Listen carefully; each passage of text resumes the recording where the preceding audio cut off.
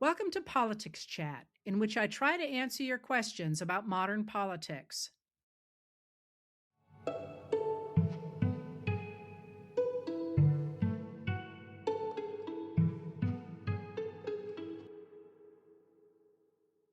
Today is, and maybe not just today, maybe this whole going forward is going to feel more and more unsettled. And I want to start when I say that with April 12th, which was last Sunday, 2 days ago. Because on April 12th, voters in Hungary returned rather than putting the party of the Prime Minister Viktor Orban back in control of their parliament and therefore guaranteeing that Orban would be able to be a prime minister, continue to be prime minister for he's been there 16 years going forward. They rejected that party and they gave the opposition party a supermajority, and so they will be able to get rid of Viktor Orban and replace him with I always pronounce the first name wrong. Peter, that's not quite right. And Magyar is his last name. It looks like Magyar, but it's pronounced Magyar. So he will be the new leader of Hungary. And he is somebody who wants to retie Hungary to the European Union and wants to reestablish the democracy that Viktor Orban destroyed. He is a center right character in Hungary, but this is an incredibly significant election for the world, not just for Hungary, of course, and for the United States, because people on the radical right who are trying to get rid of what they call liberal democracy, and I'll explain that in a second, have looked as a model or as the model to Hungary under Viktor Orban. Now, I'll explain that a little bit in a second, but let me step back to what liberal democracy means. The word liberal in the United States became an epithet by the machinations, really, of the radical right in the 1950s. And I'll explain that. But liberal democracy comes obviously from the word liberal, and that liberal refers to the freedom of the individual. And in sort of Western political theory, the idea of liberalism initially meant that you wanted to have a small government so that it would not infringe on the rights of the individual. But beginning in the United States in the 1890s, really, and going into the early 20th century, people like Theodore Roosevelt, who becomes president, he's the Republican Roosevelt, unlike his later relative, Franklin Delano Roosevelt, who's a Democrat. Theodore Roosevelt recognizes that with the rise of giant corporations, like the rise of industrial factories, that in fact you can't have individual freedom and the ability for individuals to be whatever they want without having a strong government that regulates business and does a number of other things as well. But he was really interested in regulating business and providing health care and education and so on. So the term liberalism changes as a political term in the United States in the period of Theodore Roosevelt, so the late 19th to early 20th century, to mean that in order for individuals to be able to do whatever they want, to work hard and be whatever they want to be, you need to have a big government. So when we talk about liberal democracy, what we're talking about is a government that protects individuals and individualism, usually by the 21st century, by regulating business, by providing a basic social safety net, by putting in infrastructure, by protecting civil rights, and by protecting the rules-based international order. So when you talk about a liberal democracy, that's not a democratic democracy, like it's not a political partisanship. It's not a place on the political spectrum. You're describing a certain kind of government. All right. So the idea of liberalism, which was embraced by Republicans and independents and Democrats all in the United States, especially after World War II, that becomes sort of an epithet from the radical right during the 1950s, especially after the publication of a book in 1954. Oh boy, this is a rabbit hole, but some of you like those, called McCarthy and His Enemies, in which William F. Buckley and his Jr. and his friend and brother-in-law, L. Brent Bozell, argued that McCarthy might have been a little rough around the edges, but what he did was right. And McCarthy was the senator from Wisconsin who had said everybody that he didn't like basically was a communist, and, basically just blacklisted a whole bunch of people and created sort of a witch hunt. If you read The Crucible in high school, that was sort of a veiled reference to McCarthyism. Anyway, what they said in that book was that they were the only true people trying to protect America. And they called themselves conservatives with a capital C to look like a political party, even though they weren't really conservative at all. They were trying to overturn something. And they said that anybody who stood against them was a capital L liberal. And that was designed to make them look as if they were something like the Communist Party, that this was something to stand against. And going forward from that period, that was 54, this idea that the media is liberal and the professors are liberal and colleges are liberal and so on.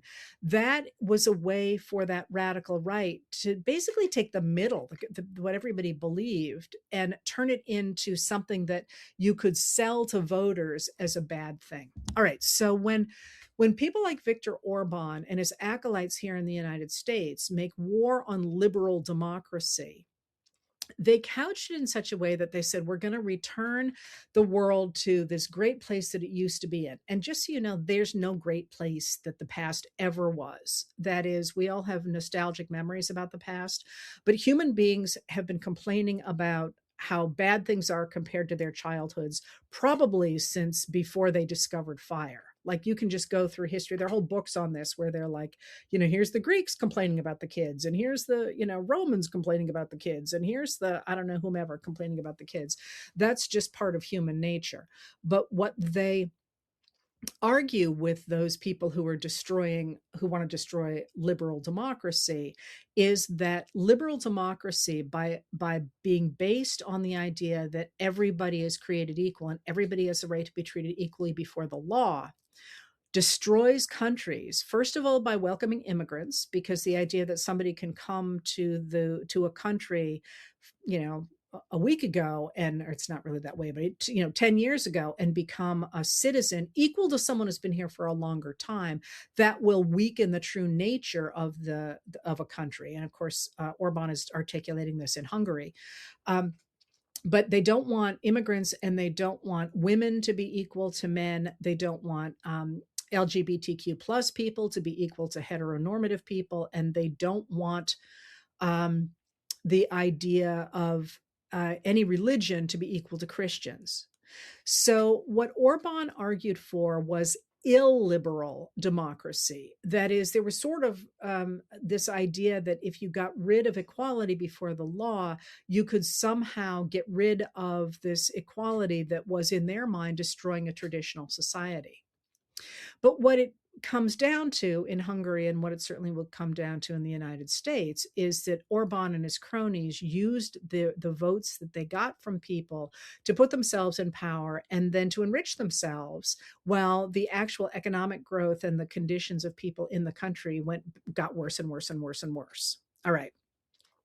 So in the United States, the MAGA Republicans have tied themselves very close to Orban. It turns out that Orban's government was, in fact, apparently funding institutions like the Conservative Political Action Conference, that sort of trend-setting conference that started in 1974, so this is quite recent. An Orban acolyte took over the Heritage Foundation and turned it into a Trumpian/MAGA institution, when it used to just be a Republican right-wing think tank. Now it's a MAGA think tank.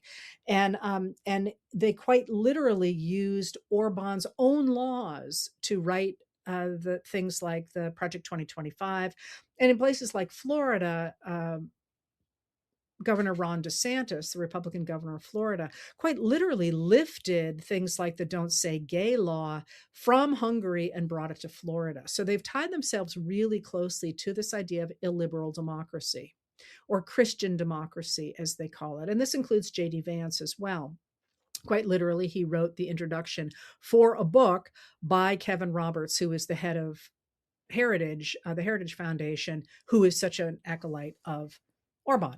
And of course, we also know that Orban is very tightly tied to Vladimir Putin, to the point that in a recently released conversation between the two of them from October of last year, has Orban saying, I'm at your service. Let me know what I can do.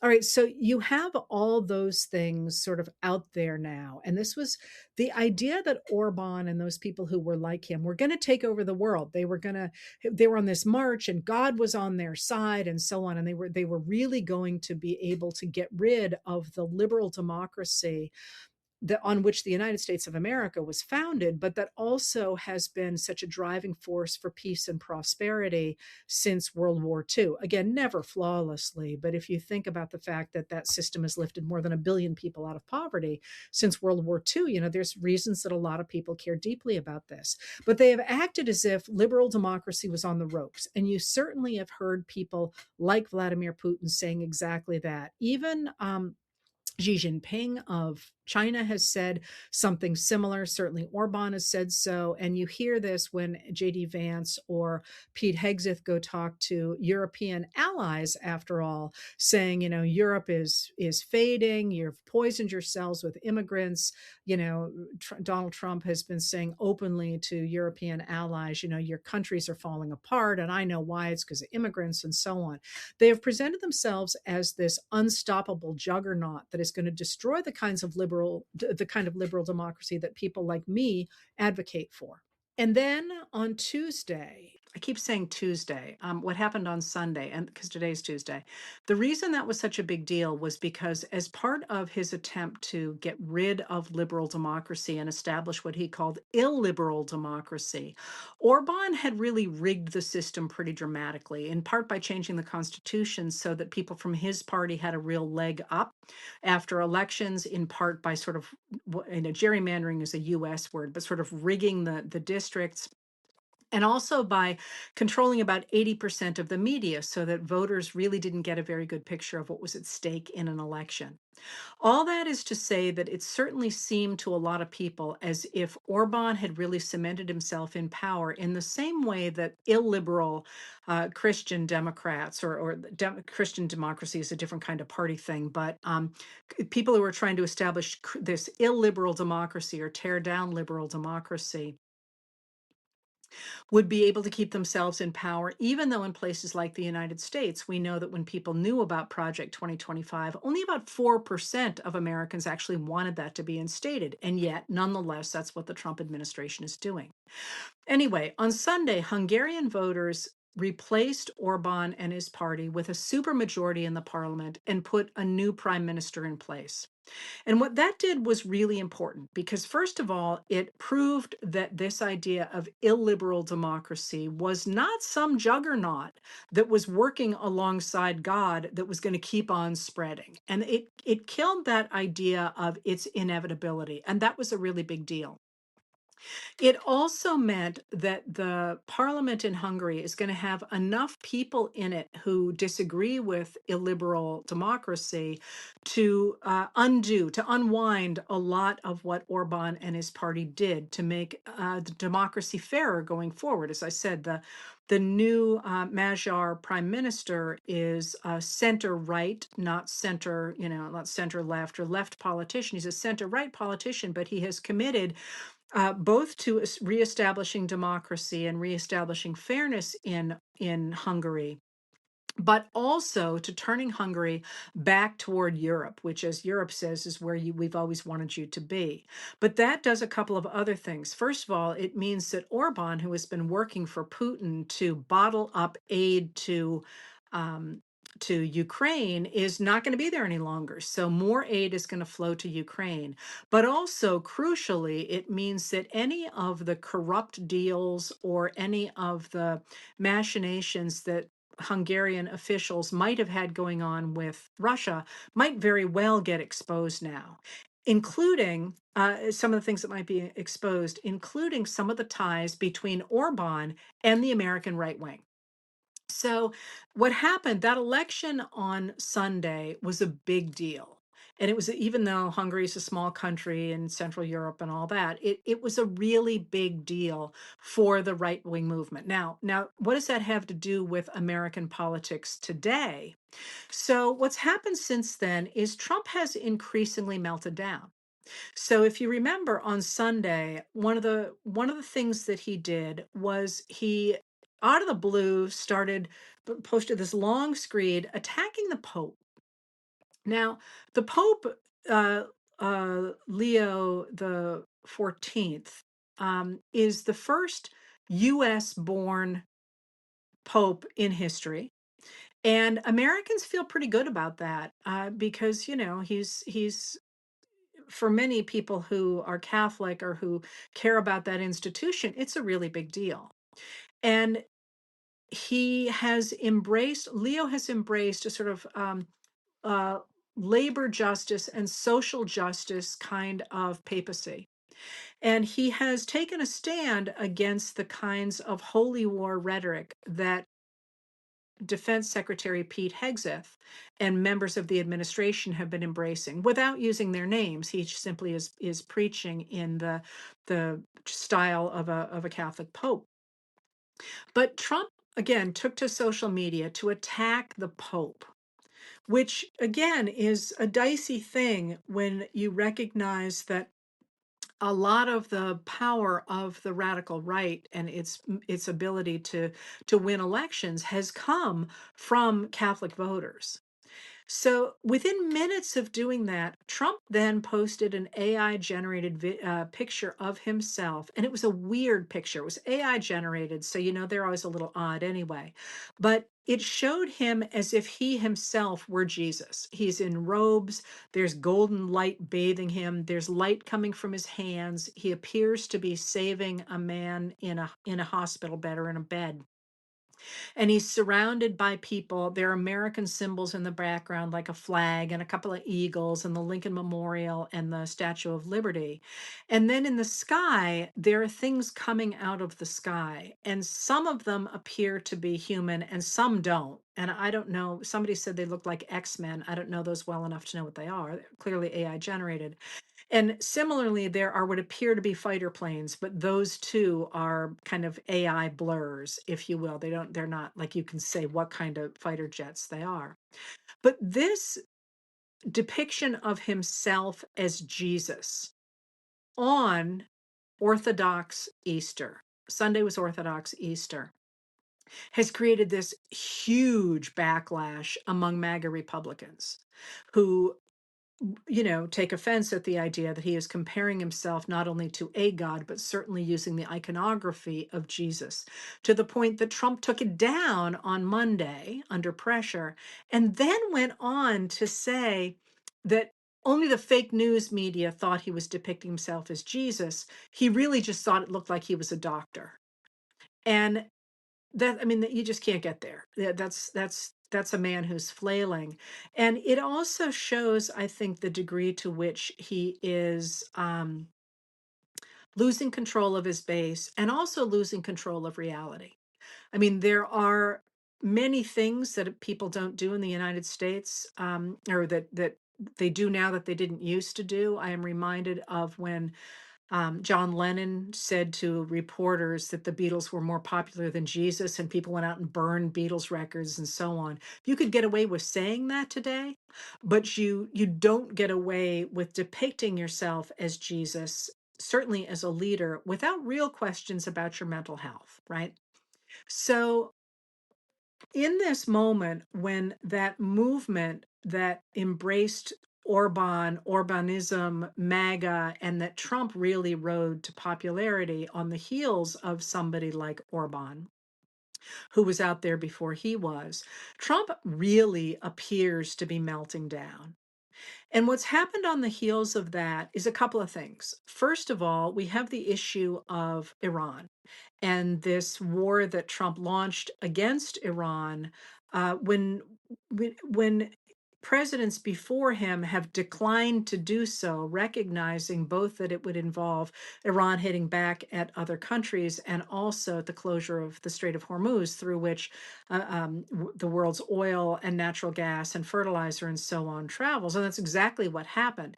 Now, I'm going to go down a little bit of a rabbit hole here. People ask me to talk about the New York Times article that talks about how Benjamin Netanyahu, the prime minister of Israel, had really pushed Trump into this. Certainly, Netanyahu has been pushing for American presidents all along to be striking Iran, and all other American presidents told him no, because they knew exactly what was going to happen. Trump was the first one to be stupid enough, I'm sorry, to listen to that. But this idea somehow that Netanyahu is some Svengali who forced Trump to do something is doing two things. One, it's trying to absolve Trump of the responsibility for making this insane decision. And two, it's anti-Semitic. Trump is the leader of the United States of America.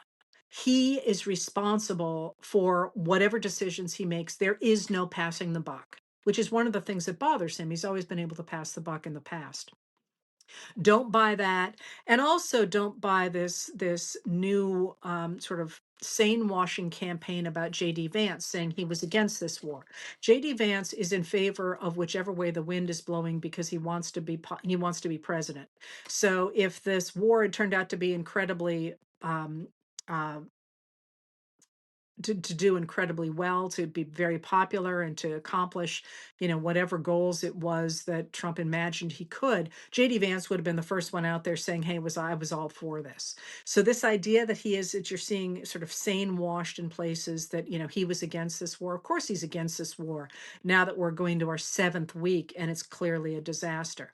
But all that to be said, Trump is responsible for this war. There is no passing the buck on this one. The rising price of oil, of diesel, of liquid natural gas, the rising price of fertilizer, the incredible shocks around the world because of these strikes on Iran, that's all Trump. He made that decision. He certainly was talked to not only by Netanyahu, but also by Mohammed bin Salman, MBS of Saudi Arabia, who had also had a lot of influence, I'm sure, because MBS is responsible for the Saudi sovereign wealth fund that's put more than $2 billion into Jared Kushner's equity funds. So he's got this Iran issue out there, and the rising prices associated with that as well. So he doesn't really have a lot of options. He tried to bully other countries into opening the Strait of Hormuz. Then he announced last week that we'd reached a ceasefire, we'd reached a 2-week deal with Iran, and the US and Iran were going to be jointly managing the Strait of Hormuz. And then it turned out that Iran wanted no part of that. And so then he declared a blockade of the Strait of Hormuz. And that's problematic on so many legal levels. But the big picture of that is that he is making the calculation that the extraordinary economic pain that will result to Iran from his blockade of the Strait of Hormuz will be more painful to Iran, and they will be less able to withstand that than the United States of America. So he is inflicting more pain with the idea he's going to do what he called making Iran cry uncle. Basically, he's just trying to dominate Iran, and that's really not the way you do international negotiations. So, right now, that's his solution. And it's a really poor solution because it will also affect all the other nations in the world. And it puts the United States military in the position of trying to stop ships from other countries going through the Strait of Hormuz, when theoretically we are behind the idea um, of freedom of the seas. So he's got that going on. And with all that going on, today Congress came back into session. And now, of course, things have changed since Sunday because the Democrats in Congress have the wind at their backs. And they are furious about a number of things. But one of the things that happened today was that Jamie Raskin, who's a representative from Maryland, a Democratic representative from Maryland, who is the top Democrat on the House Judiciary Committee, introduced a bill that has 50 Democratic co-sponsors to establish a commission, a nonpartisan commission, to investigate the president's mental acuity, or rather his ability to discharge the powers and duties of the office of the president of the United States.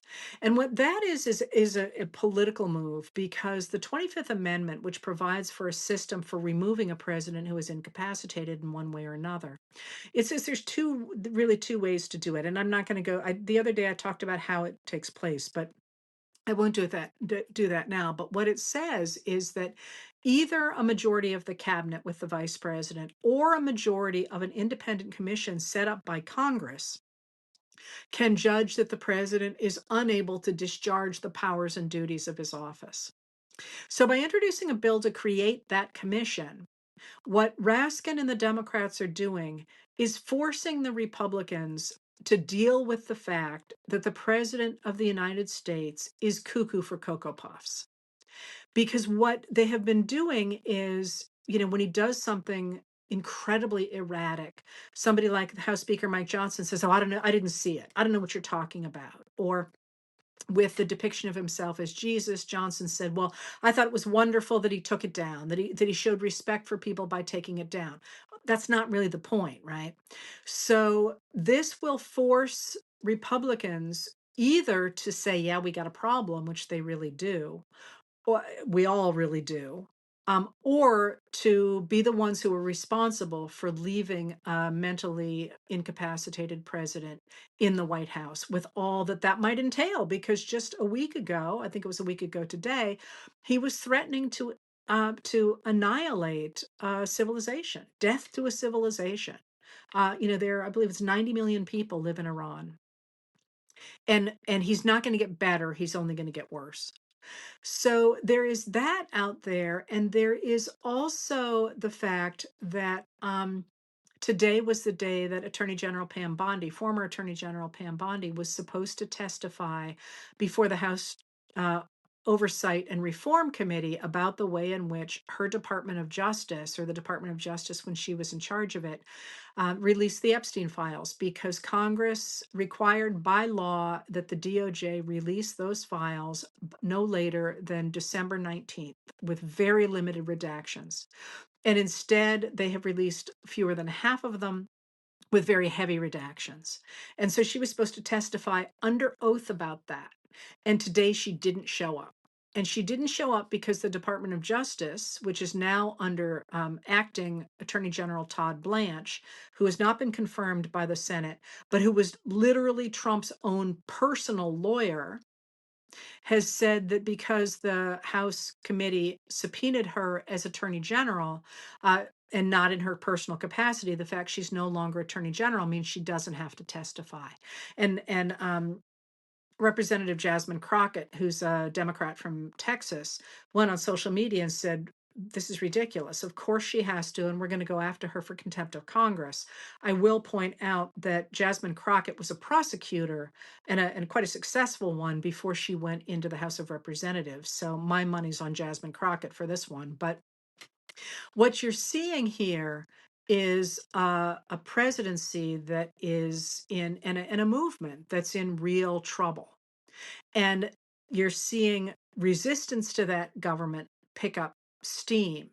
And one of the things that people are really paying attention to now is the fact that um, the party that has ousted Orban did so by emphasizing his extraordinary corruption, which the corruption of the Trump administration is so off the charts that it tends to get overlooked, because we're talking billions of dollars. We're talking cryptocurrency. We're talking kickbacks from billionaires. We're talking, money flooding into the Trump family organization through its World Liberty Financial coins and so on. That's a really big deal, because people understand corruption and they don't like it. So that's one thing, but that corruption then dovetails with a series of policies that hurt everyday people. And that happened in Hungary, and it's certainly happening here, where Trump got elected in 2024 by promising to bring prices down, and in fact has done just the opposite, especially with energy prices. His promises never added up on paper anyway, but now if you look at the cost of a gasoline, and we're just now getting into the period where that those higher costs are going to show up in products, in food and products that are transported with energy or that need energy in order to be produced, like farming or fishing, for example. This summer's going to be really grim because of that, because it's not going to go away immediately. So you've got that going on. You've got the corruption, you got the higher prices. But then you also have, so what is sort of the thing that always speaks to me, and that's that one of the big things that worked in favor of Magyar and his party was that they reminded Hungarians in the countryside where they might not have been paying much attention before or been wedded to Orban, that they didn't have to live like that.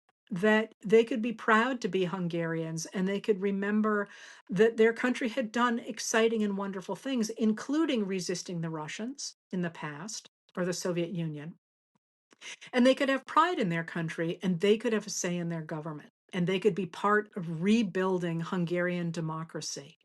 And with that promise, more than 80%, I believe it was, of Hungarian voters turned out. So that model has so many echoes here in the United States that, as I say, it's given such wind to the sails of those of us trying to protect democracy, and such concern to those who are wedded to MAGA or to the Republicans, that the Senate Majority Leader, John Thune, a Republican of South Dakota, is openly talking about a replacement for Samuel Alito this summer, suggesting that they are very concerned about even holding the Senate, that they expect to lose the House, but now they're even concerned about losing the Senate.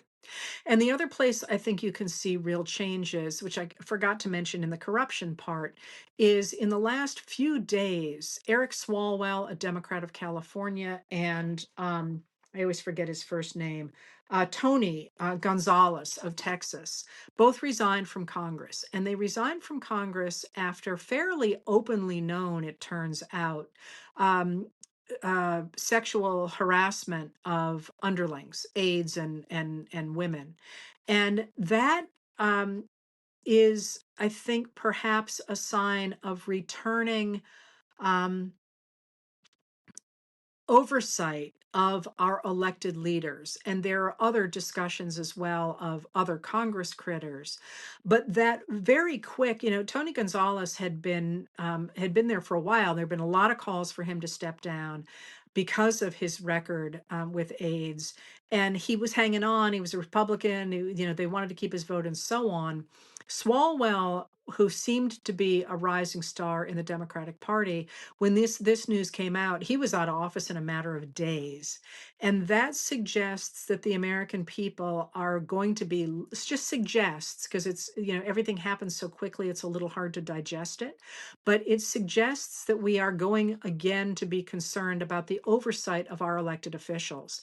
And that really matters because with the oversight of elected officials at early stages, not even as late as becoming a representative, but certainly not as late as a cabinet member or a president, you'll get earlier winnowing of the real bad eggs so that the system will clean the corruption, will be much cleaner of corruption. That's why you want at least two parties in a system, so you have that really robust oversight.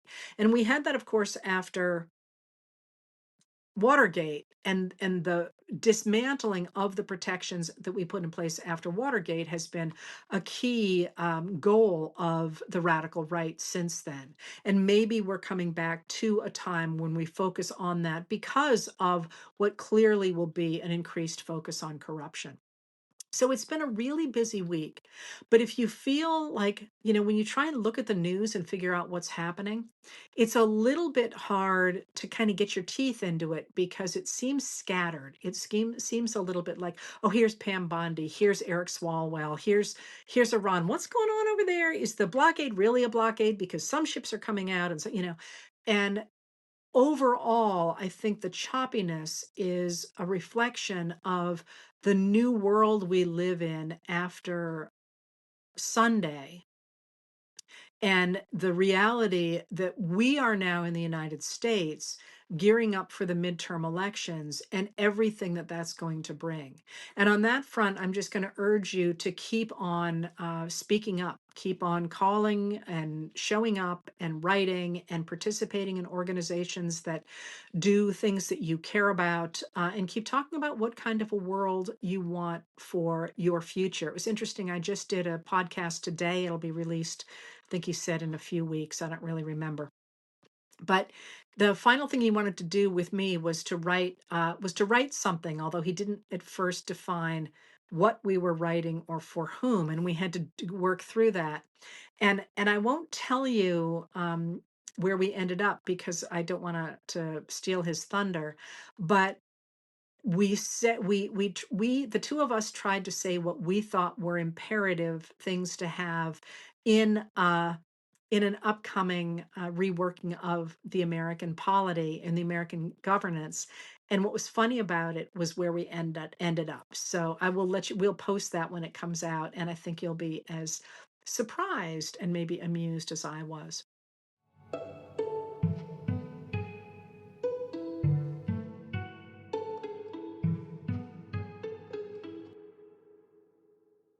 If you'd like to tune in live, I record these chats on Tuesday and Thursday at 6 p.m. Maine time on both my YouTube channel and my Facebook page. If you want to hear more from me, I write Letters from an American every night. It's available on Substack and on Facebook, and the audio version of the nightly letter is available the following day wherever you get your podcasts. And finally, on Saturday mornings, I talk with Dr. Joanne Freeman, the historian of the early republic, professor, and dear friend, about history and politics. We call our talks What the Heck Just Happened, and you can find them on YouTube. Politics Chat is produced by Lauren Westfall, music by Andrea Von Campen.